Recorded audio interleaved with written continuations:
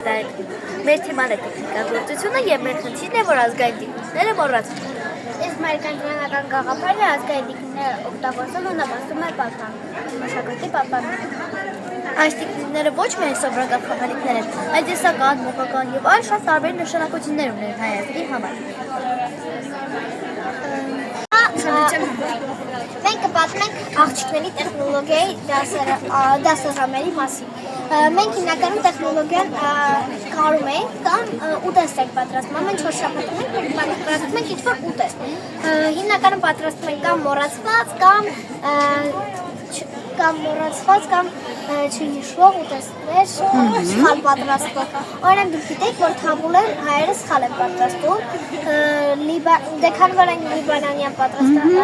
աղցան է, Լիբանանում այն պատրաստում են օրինակ ավելի քիչ բլղուրով, քան հայերը շատ բլղուր են անում։ Ես ալեքս ուսումնասիրել փայտաշինությունը եւ իմացել ենք, թե ոնց օգտվել փայտով եւ փայտի համար նախատեսված գործիքներով, օրինակ սղոց, եւ այդ սովորելու փուլերի ժամանակ մենք պատրաստել ենք այսպիսի գեղեցիկ բաներ, մենք Ալեքսը պատրաստել այսպիսի գրճատու, որտեղ կարող է դնել իր մատիտները, ես պատրաստել եմ այսպիսի բաժակ, որը նաեւ ունի կափարիչ։ Մենք այս ամենը սովորել ենք, որպեսզի կարողանանք 6-րդ դասում պատրաստել փայտատնակներ թռչունների համար։